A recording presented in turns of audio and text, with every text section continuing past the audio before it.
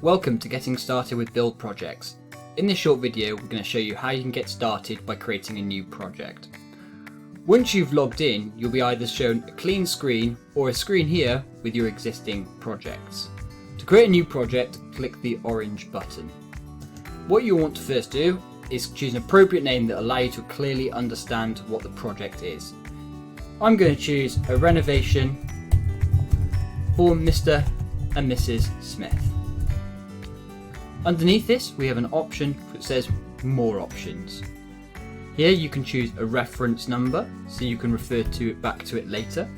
You can also choose a colour to help differentiate this project from others, or marry it up with similar jobs. So for this, I'm going to choose this blue. I can also choose to add a description to the project, which will show in your project screen. And you can also at this stage choose to add people to this project. All of these options here you can choose to do later, so I'm going to add them later on. Once you create that, you'll be taken to your project specific dashboard where you can see all the relevant information just for this project. To edit the project details, you simply click on the pencil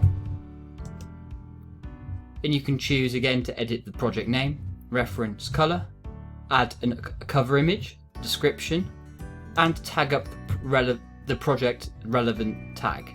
You can also create your own. So here I'm going to choose renovation, or if I click on the manage tags option, I can add new tags and choose the appropriate colour for those.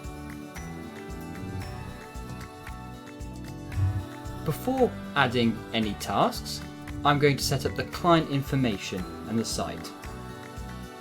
Click on the plus icon on the add client details. If you've worked with this client before, you can select an existing client from the address book, or you can create a new client. For this one, I'm going to call it again Mr. and Mrs. Smith. They may not have a company name, but I can choose to add in all their details such as the address, add an appropriate label, so it might be client, and I can choose who this will be shared with. I can also add any phone numbers or email addresses and then add to my address book if I wanted to work with this client again in the future. Here you'll be given a notification of whether the site address is the same as the client address, and in this case it is. And this will then pre-fill this box here with the information about the client and the site address. Now you may want to at this stage expand your project team, or actually add some contact information for other people who are involved in the project that your clients may wish to see. Again, you can select a contact from the address book, or you can enter a new project contact. From here again, you can choose the label, so what you would see, the actual contact name, company name, address, phone number and email. And you can add this person in here. Again, by editing the contact, you can choose exactly what information you want to show at any given time. Now you may want at this stage expand your project team. Here you can choose exactly which team members you may want to add to your project. Now this may be a guest, as in the end user or client, or it might be a subcontractor, or it might be other people that work within your organization. Simply choose OK. Choose the level and click Save. Your project team is now expanded.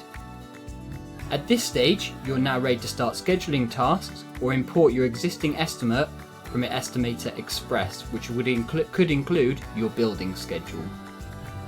From here, you'll be able to add or see any files that you've added. Start creating your Gantt chart for project progress. You should see the calendar and start creating items within your calendar and tasks that need to be done. And here you can see a different itemized list of all the ongoing and current and future tasks that you may want to include. We will then cover how to add tasks in another video.